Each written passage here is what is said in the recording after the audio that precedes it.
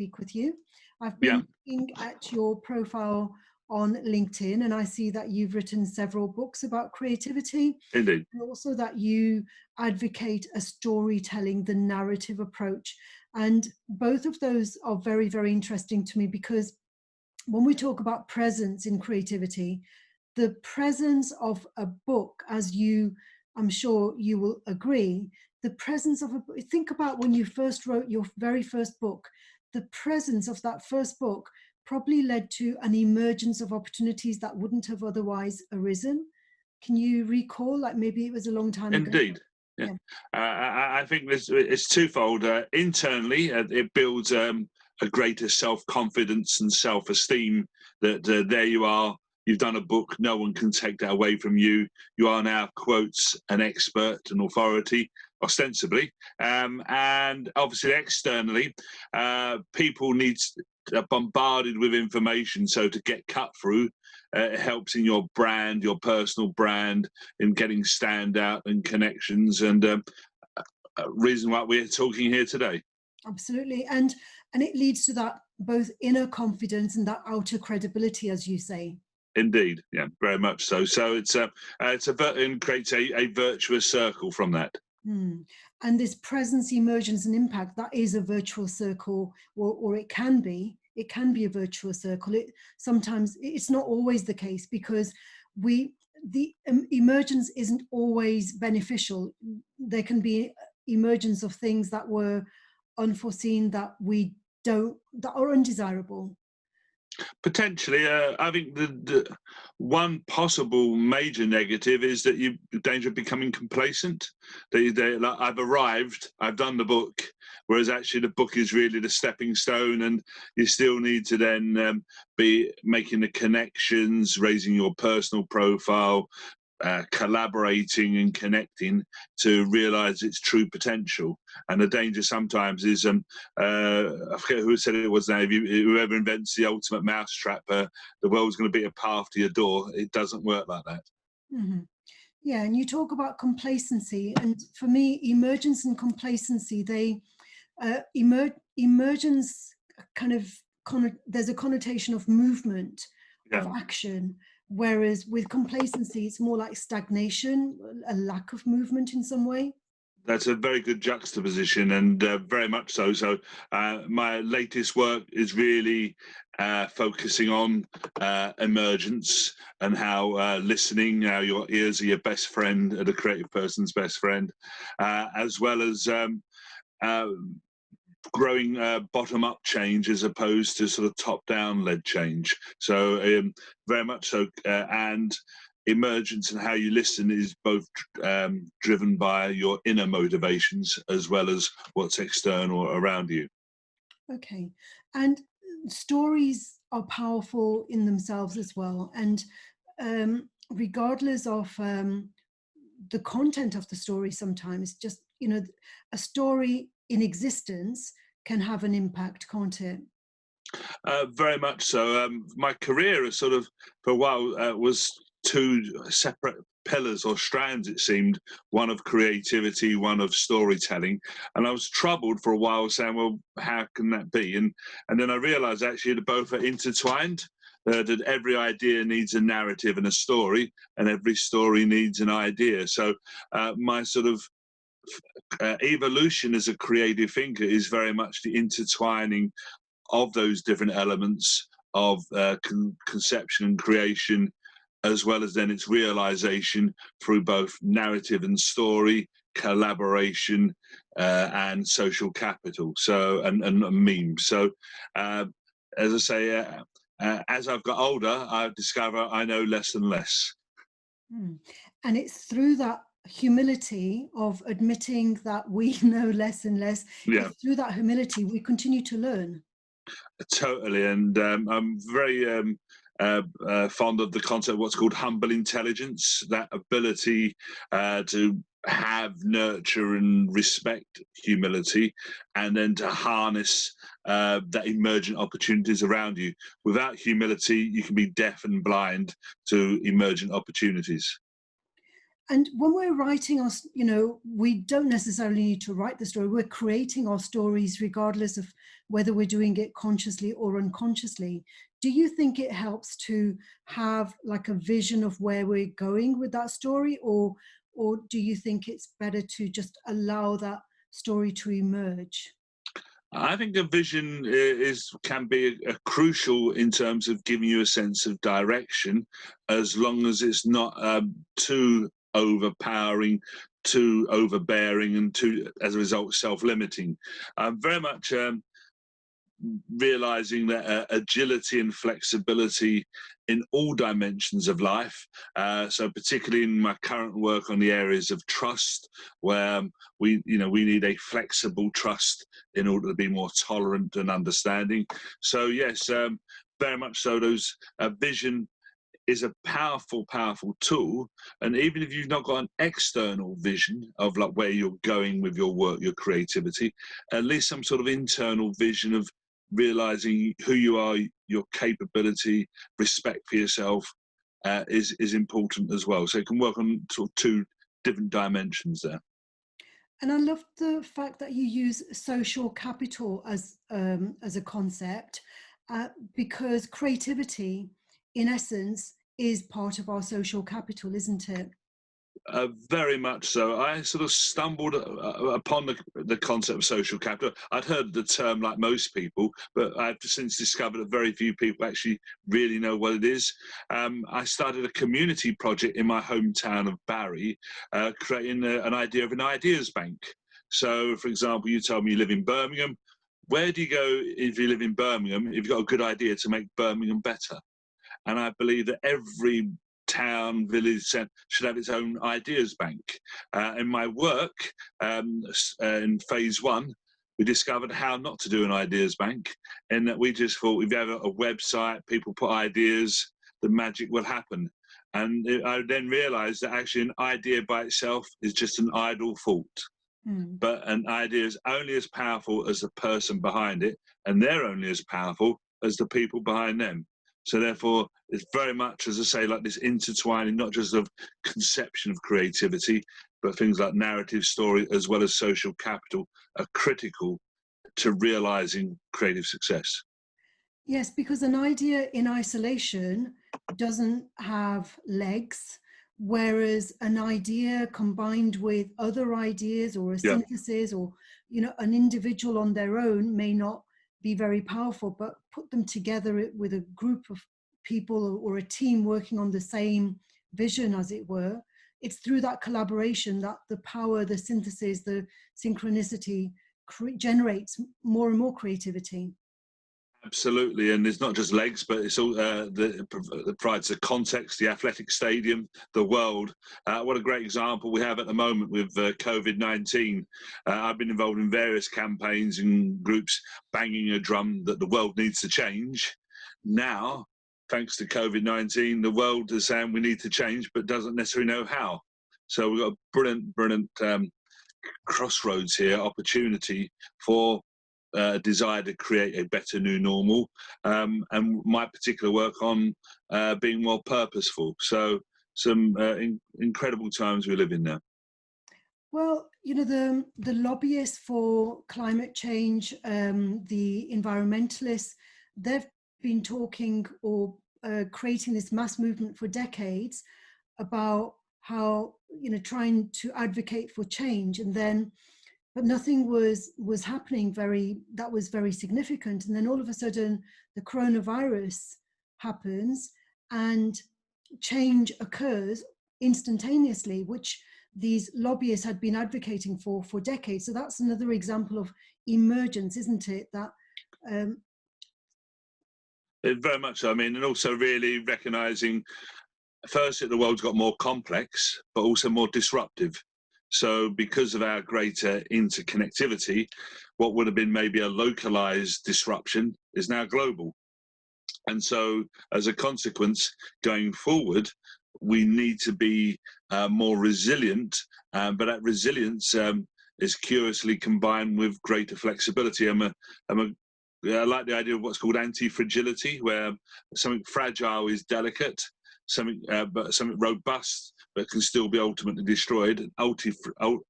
Anti-fragility, so that you take on board what's around you, what doesn't destroy you, to go stronger from that. So if you've got, I believe, the most supportive mindset and attitude, plus competency skills in creative and flexible thinking, there's a major opportunity there to show leadership and encouragement for others for a better future. And there is also the thing about, well, some of us live to tell the tale, and others, regardless of the mindset, because we, hear so many doctors and nurses who were leaders in their field. They might have had a very positive mindset and they may have been very resilient, but even they couldn't fight back against the virus, and they succumbed to it, basically. So there is this thing of, like, sometimes it's a matter of, it seems almost as though it's a case of chance. Those of us who, we might be following exactly the same ideology, yeah. Some of us survive to tell the tale and some of us don't. Oh, very much. And I do believe that luck and fortune are grossly overestimated and overlooked in terms of realities or drivers of creating our reality. So in the old is it Victor Hugo, like the right man at the right time, right place, an idea at a time when an idea has come. So hopefully, as I say, for people like ourselves who've been arguing and for a case for greater creativity, this may be our time here. Mm-hmm. Yes. And so going back to the thing about social capital, I advocate social capital because I'm influenced by Pierre Bourdieu. Is that where you got the concept from as well? Pierre Bourdieu, the sociologist?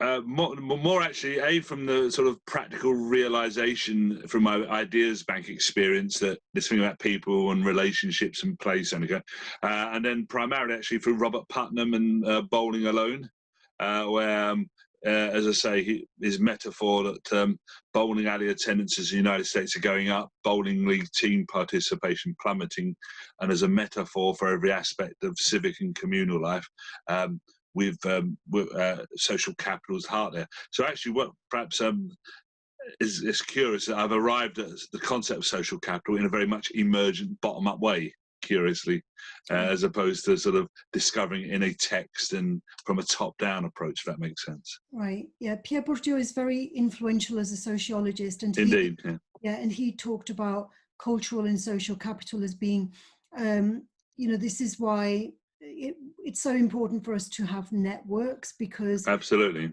we may be highly creative, but if we don't have the networks, we don't have access to the gatekeepers that will evaluate our work positively. And so creativity is not always at the personal level. It's also to do with opposition in society, isn't it? I couldn't agree more. And that there's a concept like collaborative capital or collaborative quotient, and I think that is critical for any success in realizing a new idea or leadership in any way. So yeah, I mean, the myth of the lone creative genius has perhaps held back the cause of creativity for far too long.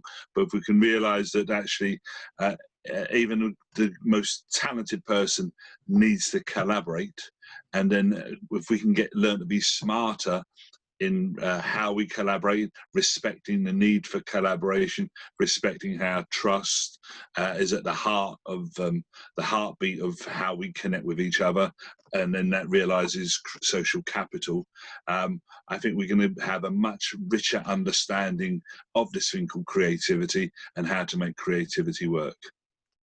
And even when we're writing a book, for example, I've written a few books, and I know that when every book that I've written is a synthesis of ideas, they're not all my own ideas. They're either things people have said to me in conversation, or things I've read, films I've seen, so it's so nothing happens in isolation. It's, even though the book may have my name as the author, the ideas are not, they're not all original, or very few of them. The originality comes in the synthesis, I suppose. Indeed, in certainly so. I mean, I joke to one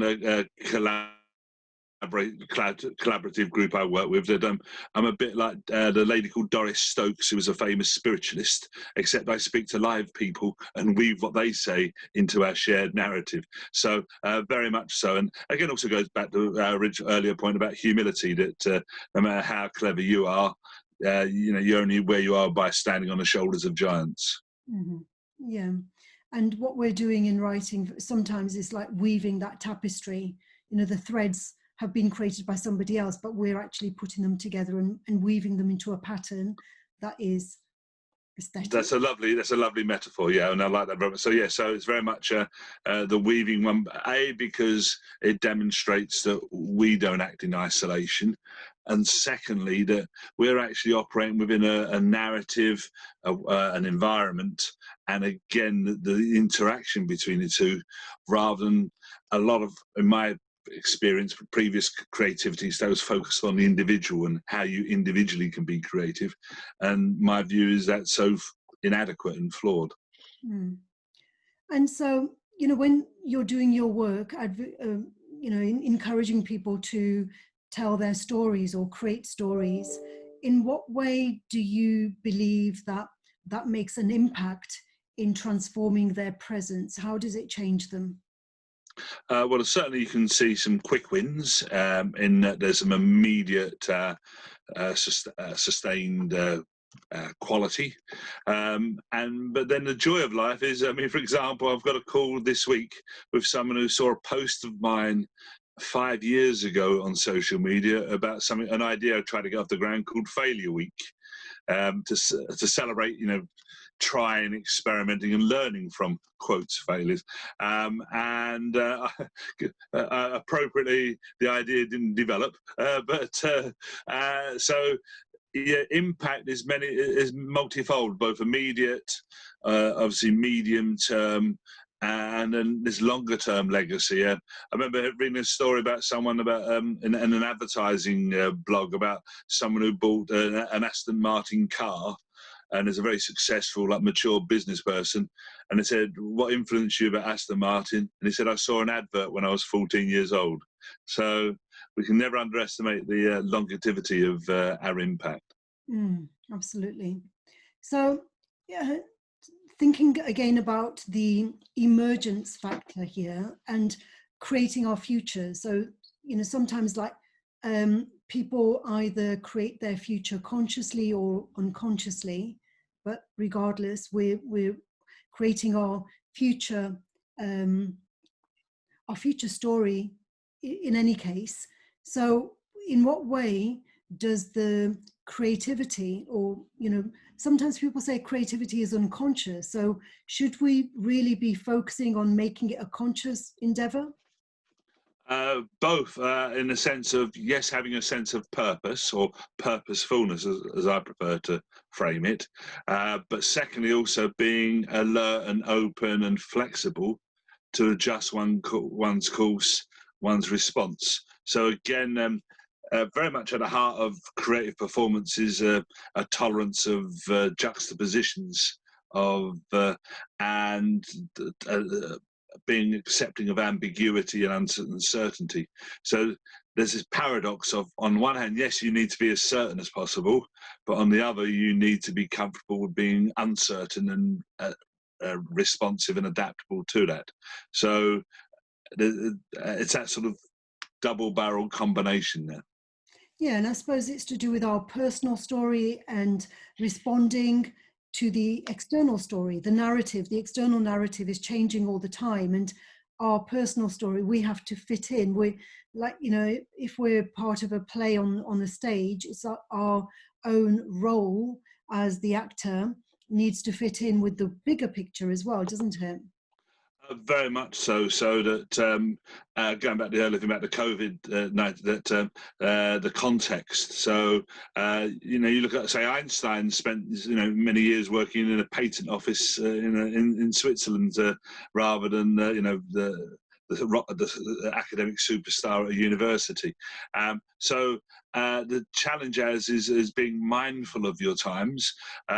I think the word opportunistic has got a bad press in that I think it's incredibly important to be opportunistic, so long as you have core principles that those opportunities arise from.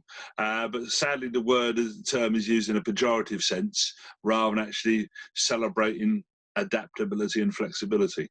Yeah, you're the second person who's actually said that in just a Yeah. few days. All right.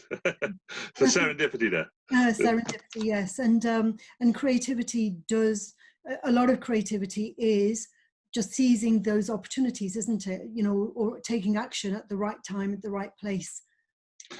Very much so, like, seizing the moment. So, like the great gag about the secret of great comedy is timing. And in some ways with creativity, that you can have an idea that's I've learned there can be a very lonely place being too far ahead of the curve, and as a consultant, I tell people you can only be half a step ahead of your client or your marketplace. And so that's the challenge. Is it's this tango we do with our times as well as our own innate abilities that realize creative potential. Yeah, absolutely. Okay, so Andy, final summarizing points then. What for you, in essence, what is the importance of presence, emergence, and impact in the work that you do? I think they're all crucial ingredients for driving our purposefulness, in realizing the dreams and our potential and making the most of our situations. And going forward, we're living in incredible times, but we need to be adroit, opportunistic, flexible, and adaptable. And by respecting, understanding more about creativity, where it's crazy we don't have a school system where we don't have a GCSE in creative thinking or problem solving. But incredibly, going forward, we've got to be more purposeful and creative, and that way we can create a better new normal. So, as I say, I'm optimistic. I'm guardedly optimistic in terms of going forward, but we face immense challenges. Okay, well, it's been a pleasure speaking with you, Andy. Real too, pleasure there. So thanks. Really appreciate the chance to have a stimulating conversation. Thank you. Likewise. I'll speak with you soon. Bye for now, Andy. Okay, take care now. Bye. Bye-bye.